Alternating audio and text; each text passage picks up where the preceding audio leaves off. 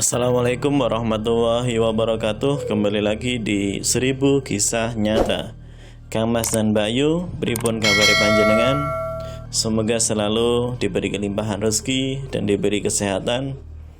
Baiklah Kang Mas dan Bayu, pada video kali ini kita akan bercerita tentang Kampung Tumbal. Perkenalkan, aku Andin, sebut saja namaku Andin. Cerita ini terjadi pada tahun 2017 silam. Kala itu aku kelas 1 SMA. Aku bersekolah di salah satu SMA ternama di kota terbesar Jawa Tengah. Pengalaman kali ini berawal saat sekolahku mengadakan acara wajib tahunan live-in di satu desa dan masih di Jawa Tengah. Live-in adalah kegiatan untuk siswa tinggal bersama orang tua asuh beberapa hari agar siswa merasakan hidup bermasyarakat di pedesaan yang serba terbatas tentunya, dan kisah misteri nyata dunia pun dimulai. Acara ini hanya ada di sekolahanku. Buat teman-teman yang tahu tempat live-in-ku, tolong jangan ada yang komen dan memberitahukan tempatnya, karena takut warga di desa tersebut marah dan tidak terima atas ceritaku kali ini. Hari itu, hari Selasa, kita berangkat kumpul di sekolah, menaiki bus yang disewa oleh sekolah. Kegiatan ini dilakukan satu angkatan saja setiap tahunnya. Kalau dibilang pelosok, ya ini tidak terlalu pelosok, hanya saja masih banyak kebun-kebunnya. Sekolahku sudah bekerja sama bertahun-tahun dengan kampung ini, jadi mereka udah terbuka sama sekolahanku, karena tiap tahunnya mereka dapat jatah anak asuh dadakan. Meski hanya 1 jam dari tempat aku tinggal, aku belum pernah ke kampung ini. Jujur saja, kampung ini mayoritas warganya bekerja di luar negeri sebagai TKI. Kalau nggak ngerantau, ya ke kota besar. Jadi jarang banget anak-anak yang sudah lulus sekolah menetap di kampung ini. Kita dibagi menjadi beberapa kelompok. Waktu itu ada 2 kampung yang bekerja sama dengan sekolahanku. 1 rumah untuk 2 siswa.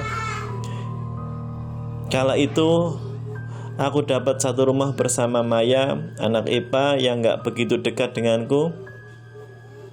Walaupun tergolong desa, tapi rumahnya gede-gede. Kayak si Mutia dan Lutfi temanku, dia dapat ibu asuh yang rumahnya mewah, kamar ber-AC, kamar mandi ada bathtubnya, wifi-nya kenceng pula. Nah, nasibku dapat ibu asuh orang janda yang tinggal di rumah gubuk reot, yang menurut aku tak layak buat ditinggali oleh ibu tersebut. Kita panggil aja ibu tersebut dengan ibu asih ya. Dari sinilah kisah misteri dunia nyata pun dimulai mencekam. Ibu asih ini janda beranak 2, tapi anaknya merantau semua. Jadi secara otomatis ibu asih tinggal sendirian di rumahnya. Dan dia memiliki warung makan kecil di depan rumahnya. Rumah ibu asih paling depan di kampung dan di pinggir jalan.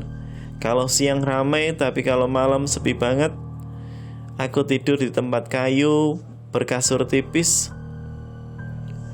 dan lampu berwarna oranye. Tahu kan lampu bolam kuning itu? Ya jadi remang-remang dan semakin horor kesannya. Kamar mandi pun tidak berlampu. Belakangnya kebun yang sangat lebat, samping kebun. Sedih banget aku ngerasainnya. Pertama datang kami disambut ramah oleh ibu asih. Sudah disediakan makan dan minum waktu itu. Pantas saja saya lapar, langsung makan dan berkenalan dan berbincang-bincang dengan ibu asuh baruku. Dek, kalau bawa uang, uangnya digulung terus dikaretin ya, ucap bu asih sambil menyodorkan karet gelang. Emang kenapa ya bu? Tanyaku polos yang emang gak ngerti buat apa. Biar aman dek, gak dicuri, ucap Bu Asih sambil mengunyah onde-onde. Di sini banyak pencurinya emang, Bu?" Maya tiba-tiba angkat bicara. "Iya, tapi tak kasat mata," jawab Ibu Asih tenang dan tetap mengunyah onde-ondenya. Si Maya tiba-tiba mencengkram tanganku dengan kuat-kuat, tanda dia akan mengatakan sesuatu. "Bu, kami ke kamar dulu ya untuk istirahat," sambil menarik tanganku. Bu Asih pun mengangguk saja. Sesampainya di kamar, Maya terlihat gelisah. "Din, kamu ngerti kan yang dimaksud Bu Asih?" "Enggak," jawabku cuek dengan menatap layar HP. "His, maksudnya pencuri tak kasat mata itu tuyul," bentak Maya di depan wajahku. Sembrono kamu. "Masa sih, Mai?" tanyaku sambil gak percaya. Secara aku baru tahu kalau ada tuyul di tempatku. Sama sekali gak ada berita tentang tuyul-tuyul. Selepas maghrib, Bu Asih memanggil kami untuk makan malam. Di sela-sela makan malam, Bu Asih bercerita bahwa kampung ini hampir seluruh warganya memiliki peliharaan. Peliharaan yang dimaksud di sini kayak tuyul, genderuwo, pocong, bahkan ada yang berwujud macan putih. Hanya beberapa orang yang tak pakai pesugihan termasuk Ibu Asih. "Meskipun warga sini rajin sholat, masih banyak yang musyrik, Dek," ucap Bu Asih. Sambil memainkan sendoknya, kata-kata itu masih aku ingat dalam kisah misteri dunia ini. Aku dan Maya hanya diam penasaran mendengar cerita Ibu Asih. Ada yang sadis, demi kedudukannya rela mengorbankan istri untuk tumbalnya. Tapi kali ini nada Ibu Asih sedikit pelan. Hampir kami berdua tak mendengar suara Ibu Asih. Kami pun terbelalak matanya.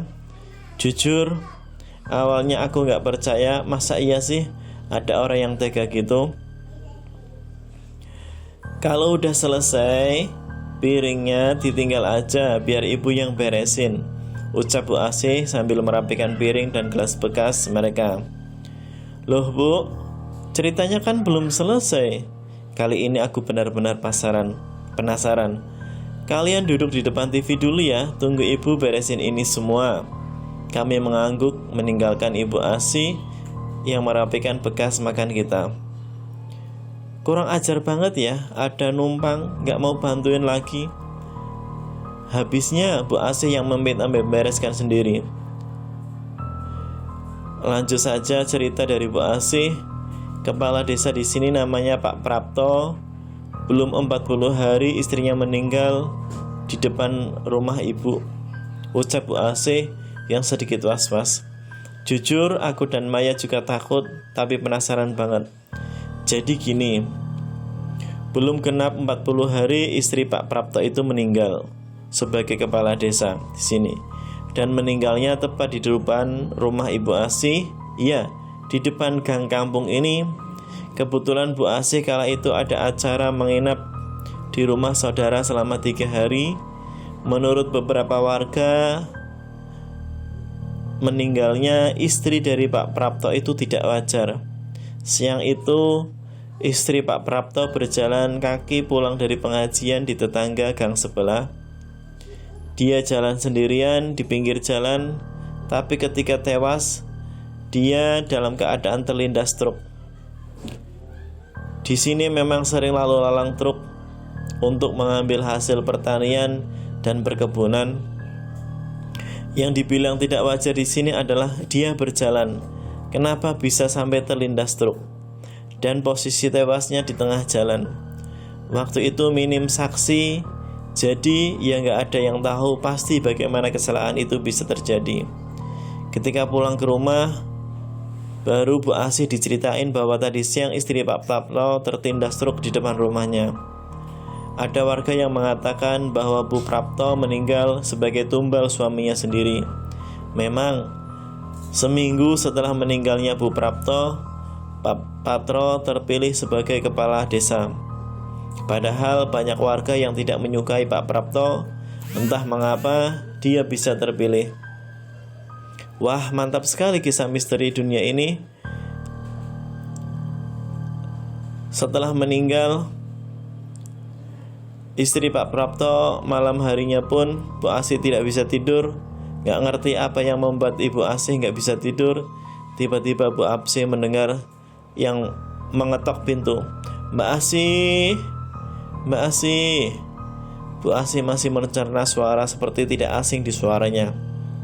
Ibu Asih bergegas akan membuka pintu. Ketika Bu Asih membuka pintu, tidak menemukan siapapun di luar.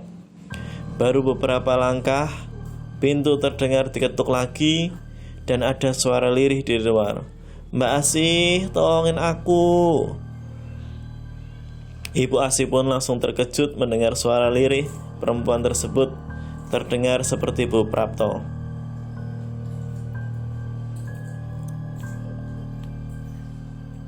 Bu Asih yang takut tapi penasaran akhirnya memutuskan untuk melihat dari tirai jendela, dan benar saja dia mendapati Bu Prapto dalam keadaan muka yang hancur, berdarah-darah.